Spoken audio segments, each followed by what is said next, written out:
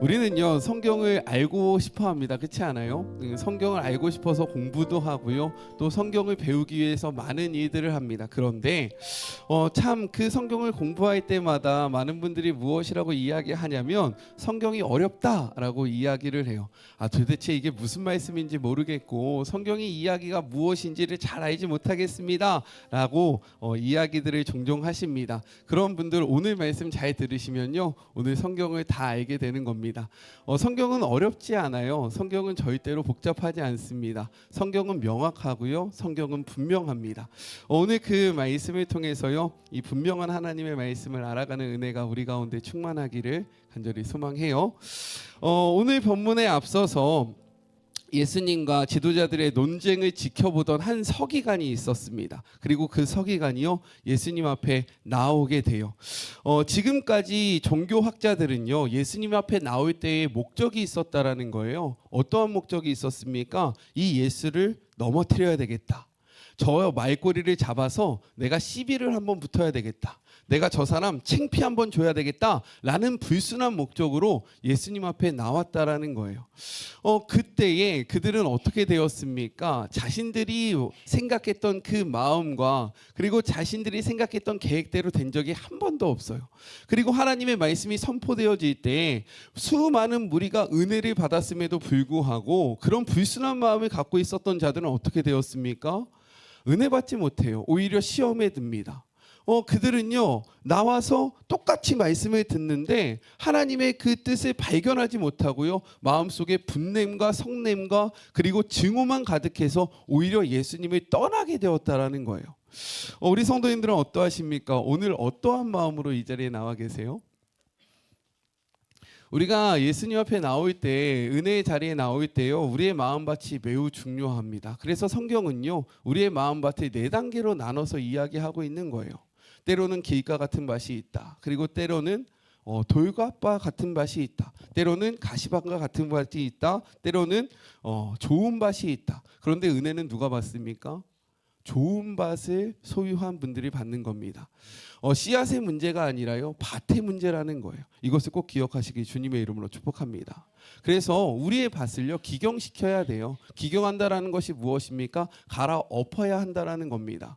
혹시 이 자리에 나올 때에 귀찮은데, 짜증나는데 라는 마음으로 나오시면요 안 돼요. 왜요? 은혜를 못 받습니다. 어떻게 은혜를 받겠습니까? 빨리 집에 가고 싶고 빨리 돌아가고 싶고, 오늘따라 왜 이렇게 목사님 말씀은 긴지, 오늘 왜 목사님은 저런 이야기를 하는지, 우리의 마음밭을 새롭게 하시기를 간절히 소망합니다. 근데 이 서기관은요 앞선 종교 지도자들과 좀 달랐다라는 거예요. 그는요 예수님을 시험하기 위해서 나온 것이 아니었습니다. 말씀에 궁금함을 가지고 나왔다라는 거예요. 서기관을 오늘날로 이야기하면요 어떠한 자냐면 학교에서 말씀을 가리키는 신학자, 이게 바로 서기관입니다. 말씀에 굉장히 능통한 자였던 건데요, 종교 지도자들과 예수님이 하는 얘기를 가만히 들어보니까 예수님의 말씀이 맞는 겁니다. 예수님의 말씀에서 진리를 찾게 된 거예요. 그러니까 이가 성경학자로서, 성경을 가르치는 자로서, 성경을 잘 알고 있는 자로서 예수님한테 물어보는 거예요. 그렇다면 예수 당신, 너가 생각하는 이 성경은 무엇이냐? 이 성경에서 가장 중요한 것이 무엇이라고 생각하냐라고 하니까 예수님이요 뭐라고 얘기하십니까? 바로 대답을 하세요. 그 전에 종교학자들이 예수님을 시험할 때는요 예수님이 대답하지 않으십니다. 오히려 역으로 질문을 하시던가 아니면 비유로 말씀하시는데, 진정한 마음으로 예수님 앞에 나와 물으니까요 예수님이 어떻게 하세요? 바로 대답해 주십니다. 그러니 우리 사랑하는 성도님들, 예수님의 답을 듣기 원하십니까? 진실한 마음으로 나오시기를 소망합니다. 그러면 말씀해 주실 거예요. 첫째, 이렇게 이야기합니다. 우리 같이 말씀을 읽어볼까요? 함께 읽겠습니다. 시작. 29절이에요. 시작.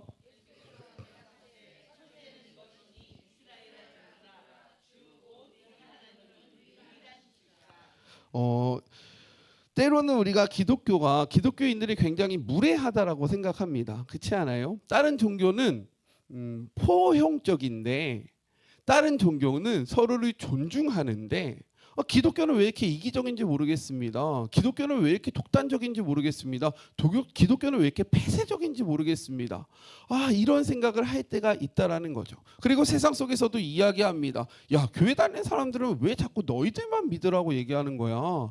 야, 다른 천주교 아니면 불교 아니면 모든 종교들이 다 하나고 괜찮다라고 이야기하는데 왜 유직 너희들만 교회가 아니면 안 된다 그러고 예수가 아니면 안 된다고 얘기하는 거야? 라고 욕을 먹을 때가 많다라는 거예요. 그런데 우리는요, 이 욕을 계속해서 드셔야 합니다. 아멘이세요? 그렇게 얘기했을 때 그래 맞아 미안해. 그래 너희도 괜찮아. 야 그래 너희도 괜찮아. 그래 너희도 함께 가자. 이렇게 손을 내밀 수가 없다라는 거예요. 왜요? 성경은 무엇이라고 이야기합니까? 우리의 하나님은 유일한 하나님이다 라고 이야기하고 있는 거예요. 이 말이 무엇입니까? 하나님 외에 다른 길은 없다 라고 분명하게 선포하고 있다는 겁니다. 성경이 다른 길이 없다라고 이야기하는데 우리가 어떻게 괜찮다라고 이야기합니까? 성경이 하나님만이 진리라고 이야기하는데 어떻게 다른 것들을 포용합니까? 이럴 수 없다라는 거예요. 그래서 우리는 독단적인 것입니다. 아멘이세요? 때로는 이기적인 이유가 바로 여기에 담겨 있다는 거예요. 성경은 타협을 원하지 않습니다. 성경은요 유일하다라고 이야기해요. 우리 사랑하는 성도 여러분, 이 말씀을 기억하시기 주님의 이름으로 축복합니다. 하나님은 유일하신 분이에요. 우리는 물론 포용적입니다. 우리 교회에 어떤 분들이 오셔도 괜찮아요. 네, 괜찮습니다. 하지만 오직 그리스도를 믿는 자만이 구원을 얻을 수 있습니다. 다른 길은 없어요. 이것이 성경의 말씀입니다. 그래서 이기적이라고 느껴질 수 있고요. 이래서 독단적이라고 여겨질 수 있으나 이것은 성경의 대진리입니다. 이것이 첫 번째예요. 믿으시죠? 믿으셔야 됩니다. 자, 그렇게 얘기하신 다음에 이어서 30절 이렇게 말씀하시죠. 함께 읽겠습니다. 시작.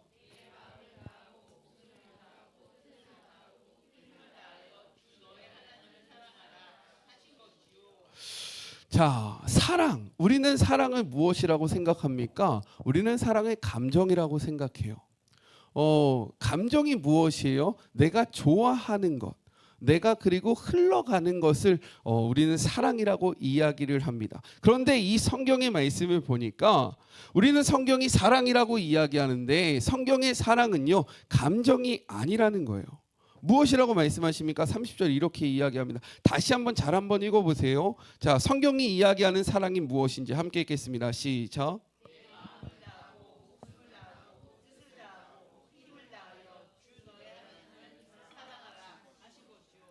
이 말씀은 무엇이냐면 성경이 이야기하는 사랑은 감정적인 사랑이 아니라는 거예요. 즉 우리가 좋을 때 사랑하고 우리가 싫어할 때는 멀리하고 내가 기분이 내키면 하고 내가 기분이 내키면 하지 않고 내가 상황이 좋으면 하고 내가 상황이 좋지 않으면 안 하고 이것이 성경이 말하는 사랑이 아닙니다. 너는 마음을 다하고 즉 중심을 잡으라는 겁니다. 어떠한 상황 속에서도 내가 하나님을 사랑하겠다라는 이러한 마음의 결단을 하라라고 이야기하고 있는 겁니다. 그 다음에 무엇이라고 이야기합니까? 목숨을 다하여라. 어떠한 상황 속에서도 네가 하나님을 사랑하지 않는다면 너 죽을 수도 있어 라고 얘기하는 그 상황 속에서도 네가 하나님을 선택해? 그럼 넌 죽어야 돼 라고 협박이 오는 이 상황 속에서도 하나님을 사랑하는 결단이 우리 가운데 있어야 된다는 거예요. 믿으십니까? 그리고 뜻을 다한다는 것은 무엇입니까? 내가 하나님을 바라보겠다는 그 믿음의 결단과 다짐을 해야 한다라고 이야기하는 거예요. 힘을 다한다는 것은 무엇입니까? 내가 이것들을 감정적으로 흘려보내겠다는 것이 아니라 의지적으로 잡고 나아가겠다라는 것을 의미하고 있다는 겁니다. 그래서 성경이 이야기하는 사랑은요, 감정이 아니라 의지입니다. 아멘이세요? 하나님이 우리를 사랑하셨습니다. 믿으십니까? 하나님은 우리를 감정적으로 사랑하지 않으셨어요. 우리가 무엇인가를 잘했기 때문에 사랑한 것이 아닙니다. 하나님은 결단하셨습니다. 내가 기용이를 사랑할 것이다. 그렇기 때문에 하나님은요, 제가 주님을 떠나더라도 때로는 제가 넘어지더라도 때로는 제가 쓰러지더라도 저를 놓치지 않는 이유가 무엇입니까? 그분의 사랑은 감정이 아니라 의지이기 때문인 겁니다. 결단하신 거예요. 나는 너를 놓지 않을 것이다. 나는 너가 어떤 상황이 있더라도 나는 결단코 너를 버리지 않을 것이다 라고 결단하신 겁니다. 그 사랑이 우리를 붙잡고 있는 거예요. 믿으십니까? 그래서 우리 성도님들이 때로는 넘어지고 때로는 내 마음대로 하고 내 뜻대로 살아가도 우리가 다시금 이 자리에 나올 수 있는 것은 하나님의 의지적인 사랑이 우리를 붙잡고 있기 때문인 겁니다. 그래서 성경은 이렇게 이야기하고 있는 거예요. 로마서의 말씀을 볼까요? 로마서 8장 38절부터 39절의 말씀입니다. 신약 성경 251쪽에 있는 말씀이에요.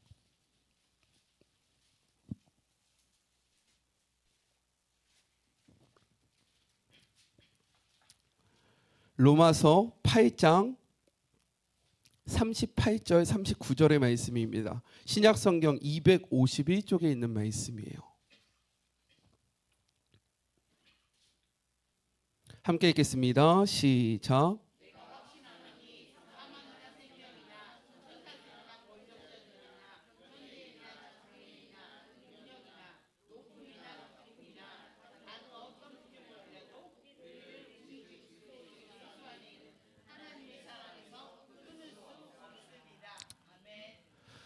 그렇기 때문에 그 하나님의 결단에서 이 사랑을 끊을 자가 아무도 없는 겁니다. 아멘이십니까? 이것이 바로 우리를 향한 하나님의 사랑이었고요. 그리고 이 사랑으로 우리를 사랑하셨기 때문에 하나님 역시 우리에게 이러한 사랑을 요구하신다라는 거예요. 근데 우리는 어떻게 하나님을 사랑하고 계십니까? 너무 감정적으로 하나님을 사랑하고 계시지는 않습니까? 내가 상황이 좋을 때, 내 형편이 될 때는 그냥 좀 하다가 내 상황이 안 좋거나 내 형편이 안 될 때는 이 정도야 하나님을 사랑하는 것이 감정이 아니시길 주님의 이름으로 축복합니다. 결단하셔야 되는 거예요. 신앙은요 결단입니다. 신앙은요 의지인 거예요. 내가 하나님을 사랑하겠다. 내가 하나님을 놓치지 않겠다. 내가 하나님을 바라보겠다. 어떠한 상황 속에서도 하나님과 함께 하겠다라는 결단이요 중요하다라는 겁니다. 근데 우리는 자꾸만 요즘에 이렇게 이야기하시는 것 같아요. 이 정도면 잘하는 거 아닙니까? 이 상황 속에서 이렇게 하면 되는 거 아닙니까? 그런데 그거 아세요? 만약에 그렇게 생각했다면 지금 이 땅의 복음은요 전해질 수 없었습니다. 복음이 어떻게 전해졌습니까? 여러 가지 시험과 어려움 속에서 심지어 목숨을 내놓는 그 상황 속에서 믿음의 선조들은요 하나님의 사랑하는 것을 목숨을 걸고 결단으로 선택했다라는 거예요. 너가 하나님 사랑해? 아니면 안 사랑해? 이렇게 할 때에 죽으면 죽으리라 하고 믿음으로 나아갔을 때 우리가 지금 복음을 받아들일 수 있는 거지. 상황이 안 되니까 지금 형편이 이러니까 지금 핍박이 있으니까 어려움이 있으니까 대충 이렇게 타협하고 넘어가고 하면요 어떻게 복음이 전파되겠습니까? 어떻게 복음이 전수되겠어요? 그것이 사랑입니까? 아니라는 거예요. 이 말씀 앞에 정말로 결단하시기 주님의 이름으로 축복합니다. 타협하지 마세요. 자꾸만 세상 속에서 그렇다라고 이야기하지 마세요. 성경은요 그것을 이야기하지 않습니다. 아멘이시죠? 이렇게 말씀하신 다음에 둘째를 이렇게 말씀하십니다. 말씀 같이 한번 볼까요? 31절의 말씀 시작.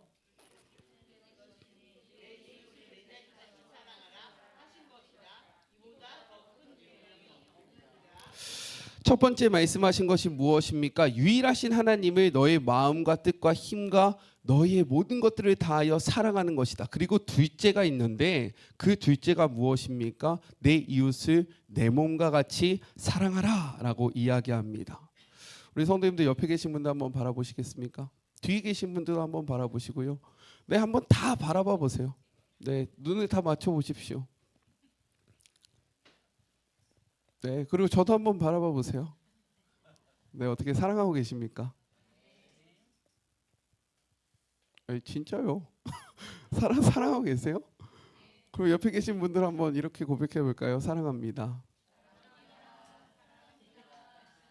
네, 저 뒤에 이제 숨어 있는 미디어 친구들에게도 네. 자, 그렇다면 우리는 왜 사랑해야 할까요?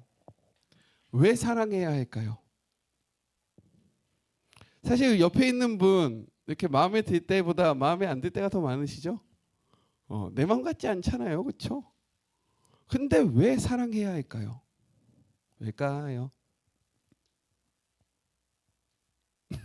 그냥 하라니까. 하라니까. 하나님이 하라니까. 근데 하나님은 왜 사랑하라고 이야기했을까요? 내 옆에 있는 사람을. 생각해 보신 적이 있습니까? 나한테 뭘 잘해주니까? 아니면 나한테 뭘 주니까? 헌신해야 되니까? 에? 동역자여서? 그러면 동역하지 않으면 이제 미워하고 막 배척하고 막 그냥 막 해도 되는 겁니까? 왜 사랑해야 할까요? 우리는 그 이유를 알 때 사랑할 수 있다라는 거예요. 왜? 하나님의 자녀이기 때문에 형제요 자매요. 맞습니다. 그것도 맞는데요. 더 근원적인 문제가 있습니다. 우리가 사랑해야 하는. 창세기 1장 27절의 말씀입니다.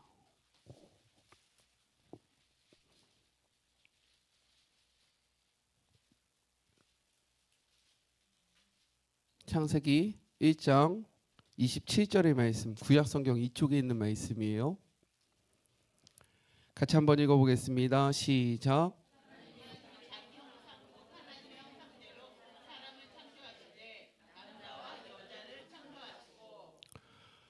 이것이 바로 우리가 내 주변에 있는, 내 옆에 있는 사람을 사랑해야 하는 이유입니다. 그 이유가 무엇입니까? 내 옆에 있는 지체가요, 하나님의 형상이기 때문인 거예요. 하나님은요, 하나님을 사랑하기를 원하셨습니다.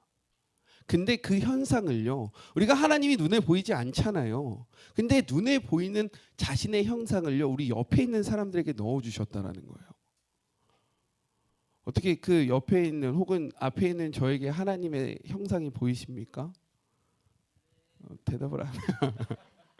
네, 옆에 계신 분들 한번 이렇게 바라보실래요? 이렇게 뒤에도 보시고 어떻게?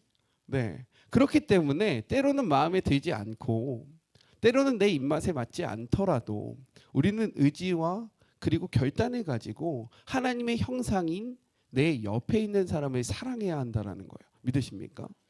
내 마음에 맞지 않더라도 그가 하나님의 형상을 소유했기 때문에 그를 존중해야 하는 거예요. 내 입맛에 맞지 않더라도 그가 하나님의 모습을 담은 아름다운 존재이기 때문에 그를 함부로 해서는 안 된다라는 겁니다. 그래서 성경은 이렇게 이야기하는 거예요. 야고보서 3장 9절의 말씀. 야고보서 3장 9절. 신약 성경 374쪽에 있는 말씀입니다. 야고보서 3장 9절과 10절. 신약 성경 374쪽에 있는 말씀이에요.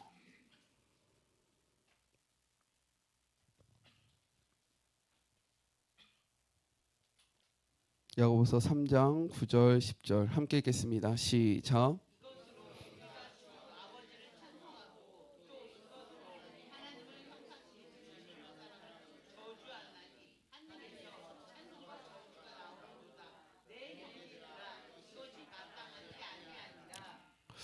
이 말씀은 말의 그러한 권세, 말의 사용도를 이야기하는 본문인데 거기에서 무엇이라고 이야기합니까? 하나님의 형상대로 지음받은 사람을 저주하는 것이 옳지 못하다라고 이야기하고 있다는 거예요. 근데 우리는 어떠합니까? 너무나도 함부로 주변 사람들을 대한다라는 거죠. 내 옆에 있는 자들, 그리고 내 마음에 들지 않는 자들을 우리는 너무나도 난도질한다라는 거예요. 근데 그에게는 하나님의 형상이 있다라는 겁니다. 믿으십니까? 우리가 어린아이를 왜 존중해야 합니까? 그 어린아이도 하나님의 형상을 닮은 존재이기 때문인 거예요. 우리가 왜 노인들을 존경해야 합니까? 그분들도 하나님의 형상을 닮은 아름다운 존재이기 때문인 겁니다. 믿으십니까? 존중하고 계십니까? 사랑하고 계세요? 그러셔야 한다라는 거예요. 성경은 우리에게 이렇게 이야기합니다. 요한 1서 4장 신약 성경 392쪽에 있는 말씀이에요. 요한 1서 4장 7절부터 볼 겁니다. 먼저 7절부터 12절까지 저와 한 절씩 교독할까요? 요한 1서 4장 7절부터 12절까지의 말씀, 신약 성경 392쪽에 있는 말씀입니다. 우리 한 절씩 교독합니다. 사랑하는 자들아, 우리가 서로 사랑하자. 사랑은 하나님께 속한 것이니 사랑하는 자마다 하나님으로부터 나서 하나님을 알고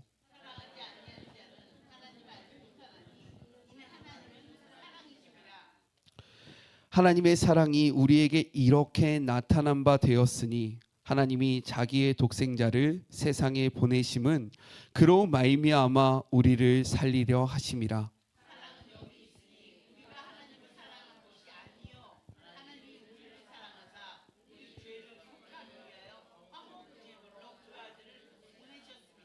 사랑하는 자들아, 하나님이 이같이 우리를 사랑하셨은즉 우리도 서로 사랑하는 것이 마땅하도다.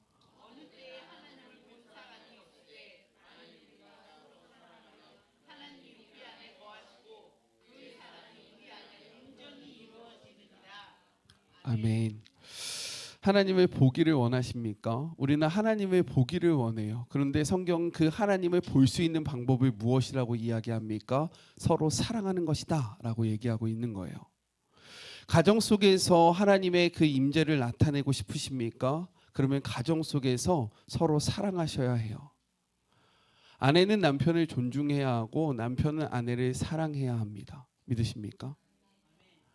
그리고 부모는 자녀를 사랑해야 하고요. 자녀는 부모를 존중하며 사랑해야 해요. 그럴 때 가정 속에요. 하나님의 모습이 나타나는 거예요. 우리 성도님들이 서로 사랑할 때에요. 이 주변에 있는 사람들이요. 그 사랑을 보면서 우리 교회로 나올 수 있다는 거예요. 교회가 서로 분쟁하고 교회가 서로 싸우고 교회가 서로 다투고 서로 높아지겠다라고 난리치면 세상에 있는 사람들이 교회에 나오고 싶겠습니까? 아니요. 서로 사랑할 때에 하나님의 형상이 그 안에 존재하게 되고 서로 존중할 때에 하나님께서 그곳에 임재하시게 되고 그로 말미암아 열방은요 우리 안에 계신 하나님을 바라보게 된다라고 성경은 이야기하고 있는 거예요. 사랑하십시오. 마음에 드는 자들을 사랑하는 것이 아니라 내 입맛에 맞는 자들을 사랑하는 것이 아니라 하나님의 형상을 닮은 자들을 사랑하십시오. 믿으십니까? 그러면서 계속 이렇게 이야기해요. 16절부터 21절 말씀도 볼까요? 16절부터 21절까지입니다. 하나님이 우리를 사랑하는 사랑을 우리가 알고 믿었노니 하나님은 사랑이시라. 사랑 안에 거하는 자는 하나님 안에 거하고 하나님도 그 안에 거하시느니라.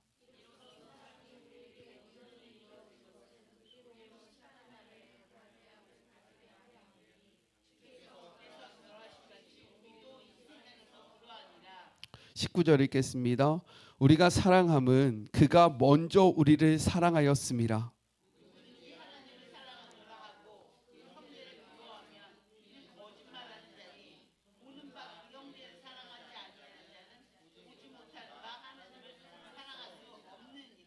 우리가 이 계명을 주께 받았나니 하나님을 사랑하는 자는 또한 그 형제를 사랑할지니라. 아멘. 성경은요 하나님을 사랑하는 것과 이웃을 사랑하는 것을 분리하지 않습니다. 하나님을 사랑하는 것과 이웃을 사랑하는 것은 하나라고 이야기하고 있는 거예요. 아멘이십니까? 하나님을 사랑하는 자는요 그 하나님의 형상을 닮은 이웃을 사랑할 수밖에 없다라는 거예요. 근데 우리는 하나님을 사랑합니다. 그렇죠? 제가 볼 때 이 자리에 지금 이렇게 나와 계신 분들은요 하나님을 사랑하지 않으면 나올 수 없어요. 어떻게 이 주말, 이 주일, 이 피곤한 가운데 나오겠습니까? 하나님을 사랑하기 때문에 나온 거예요. 그런데 왜 교회가 욕을 먹습니까? 우리가 하나님만 사랑하기 때문인 거예요. 근데 성경은 무엇이라고 이야기합니까? 하나님을 사랑하는 자는 반드시 이웃을, 형제를 사랑할 수밖에 없다라고 이야기합니다. 왜요? 이웃에게 하나님의 형상이 담겨 있기 때문인 거예요. 내가 하나님을 사랑하는데 그렇지 않습니까? 저희 아이들을 보면 우리 주니어라고 이야기하잖아요. 그들을 보면 저의 형상이 있으니까 사랑할 수밖에 없는 거예요. 내가 하나님을 사랑하는데 어떻게 그 형상이 담긴 그 사람을 사랑하지 않을 수 있겠습니까? 그러면 하나님을 사랑하는 것이 거짓이다라고 이야기하고 있는 거죠. 하나님 사랑하십니까? 그러면 이웃을 사랑하십시오. 이것이 하나님이 말하는, 성경이 말하는 온전한 사랑이라는 거예요. 하나님만 사랑하는 것은 잘못된 겁니다. 이웃을 사랑하지 않는 것은 문제인 거예요. 근데 반대로 이웃만 사랑하는 것도 문제가 됩니다. 왜요? 이웃만 사랑하면요, 이웃이 삶의 중심이 되기 때문인 거예요. 즉 남편만 사랑하고 아내만 사랑하고 자녀만 사랑하고 부모만 사랑하면요, 그것은 믿는 자라고 이야기할 수 없는 겁니다. 하나님의 사랑함으로 그 사랑이 먼저 되고 그 사랑으로 다른 사람들을 사랑하시길 주님의 이름으로 축복합니다. 이것이 바뀌면 안 돼요. 그래서 성경은 이야기해요. 예수님이 이야기합니다. 너희 부모나 너희 남편이나 너희 아내나 너희 자녀를 나보다 더 사랑하는 자는 내게 합당하지 않는 자다라고 이야기하는 것이 바로 이것입니다. 아멘이시죠? 하나님을 먼저 사랑하세요. 그리고 그 사랑으로 이웃을 사랑할 때에 이 사랑이 완전해진다라는 겁니다. 마태복음 22장 40절, 이 이야기 끝에 예수님은 이렇게 말씀하십니다. 마태복음 22장 40절의 말씀.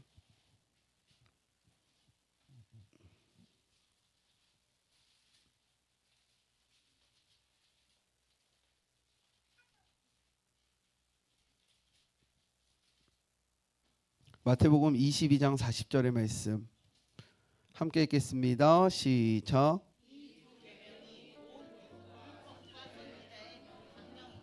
아멘. 무엇이라고 이야기하는 겁니까? 이것이 성경의 전부이다 라고 이야기합니다. 진짜일까요? 아닐까요? 율법을 대표하는 것이 바로 십계명입니다.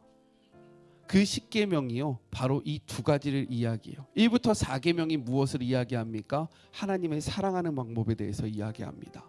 그리고 5부터 10계명이 무엇을 이야기합니까? 이웃을 사랑하는 방법을 이야기하고 있다는 거예요. 이것이 바로 구약, 율법이 대표하는 그러한 십계명입니다. 그렇다면 신약이 대표하는 것이 무엇입니까? 신약은 예수 그리스도의 십자가를 대표하고 있습니다. 이 십자가가 이야기하는 것이 무엇입니까? 십자가 한번 보세요. 십자가도요, 두 축으로 되어 있습니다. 어떤 축으로 되어 있습니까? 하나님을 사랑하는 축으로 되어 있어요. 우리가 하나님을 사랑하는 것. 그리고 또 다른 축이 있습니다. 어떤 축입니까? 이웃을 사랑하는 축으로 되어 있다는 거예요. 하나님만 사랑하는 것은 십자가가 아닙니다. 이웃만 사랑하는 것도 십자가가 아니에요. 하나님과 이웃을 사랑하는 이 두 획이 만날 때에 예수 그리스도의 십자가가 완성된다라는 겁니다. 아멘이세요? 그렇기 때문에 성경이 이야기하는 전부가 무엇입니까? 하나님 사랑과 이웃 사랑입니다. 성경은 어렵지 않아요. 이것을 66권으로 풀어낸 거예요. 어떻게 하는 것이 하나님을 사랑하는 것인가? 어떻게 하는 것이 이웃을 사랑하는 것인가? 이 말씀을 쭉 풀어놓은 것이 바로 성경의 말씀이라는 겁니다. 우리 사랑하는 성도 여러분, 오늘 이 말씀 앞에 기억하셨으면 좋겠는 것은 무엇이냐? 사랑은 감정이 아니라는 거예요. 의지입니다. 오늘 이 시간 다시금 하나님을 사랑하시기로 결단하십시오. 상황이 될 때만, 형편이 될 때만 아니에요. 모든 상황 속에서 하나님을 사랑하겠다라고 다짐하십시오. 그리고 그 다짐이 어디로 흘러가야 합니까? 이웃으로 흘러가야 돼요. 그래서 마태복음에 보면 둘째도 이와 같으니라는 표현이 있습니다. 즉 하나님을 사랑하는 그것과 같은 마음으로 같은 모습으로 이웃을 사랑해야 한다라고 말씀하고 있는 거예요. 이러한 사랑이 우리 교회 안에 충만하기를, 우리의 삶 속에 충만하기를 주님의 이름으로 권면합니다. 우리 같이 찬양하고 기도할까요? 그